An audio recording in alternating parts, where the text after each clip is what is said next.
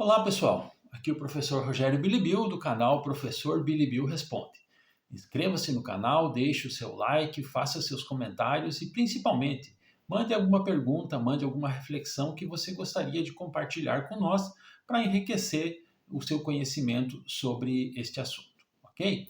Bom, tem uma pergunta que ela ficou mais pertinente nos últimos tempos, né? Na verdade, ela não existia até recentemente, né? Não se tinha essa dúvida no Brasil. Eu, pelo menos, sou professor de história, sou historiador há mais de 20 anos e só nos últimos anos, não sei precisar exatamente quando, mas num período bem recente, é que alguns alunos em discussão ou em redes sociais se vê com frequência essa questão, colocando, né, se o nazismo, afinal de contas, é um sistema, é uma ideia que nasceu da esquerda, que se identifica com a esquerda. Né? Detalhe que, aparentemente, né, eu também não fiz uma pesquisa assim tão profunda sobre esse assunto, mas já fiz leituras que levam para esse sentido. Parece-me que essa discussão existe tão somente no Brasil, né? Ou seja, já é algo um pouco assim pacificado já pela historiografia, que o nazismo é um regime de direita que nasceu, né, identificado com a direita, que tem prerrogativas com a direita, e que no Brasil se começou essa atribuição, né, de que o nazismo seria de esquerda. Né? Bom, então acho que tem duas coisas para a gente ajudar nessa reflexão. Né? Por que o nazismo seria de esquerda? Né? O principal argumento é de que havia uma forte ação do Estado, né? E que o partido nazista leva socialista na sua sigla. Né?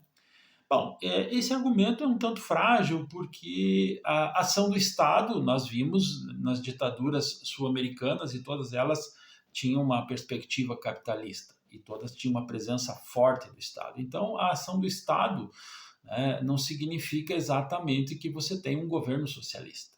Né? Depois a gente vai colocar um pouquinho melhor essa ideia. E a questão do nome também é um pouco frágil também, né? Não queria usar a mesma palavra, mas é essa. É um pouco frágil isso porque você tem República Democrática da Coreia do Norte, né? E lá não existe democracia. Você tem no Brasil aqui o PSL, que é o Partido Social Liberal, e você não pode dizer que o PSL é um partido socialista porque tem social no nome. Né?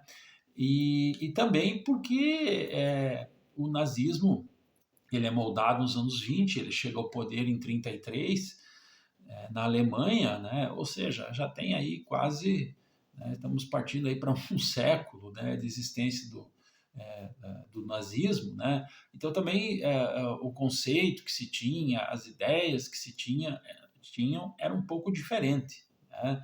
Então só esse fato de trazer no nome não vai dizer que realmente o nazismo tinha uma identificação, uma origem, né? Ou o nazismo é fruto do socialismo, né? Por que não se dá para dizer isso? Que eu acho que é o nosso segundo ponto de reflexão, né? Porque o nazismo ele não fez, enquanto esteve no poder, aquilo que um governo socialista faria. Né? Ou seja, coletivização da agricultura, né? A estatização da produção, da economia, da atividade bancária, nada disso aconteceu na Alemanha hitlerista. Né? Muito pelo contrário, a gente descobre cada vez mais coisas de indústrias, de personagens, né, do mundo financeiro que estavam em colaboração com os nazistas. Né?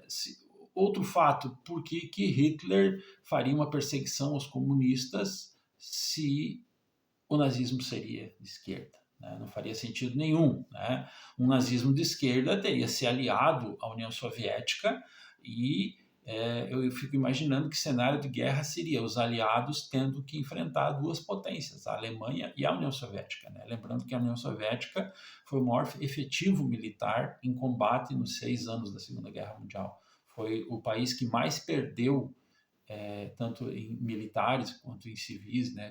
Teve mais perdas de vidas humanas. Então, se realmente o nazismo fosse de esquerda, não teria feito, né, essa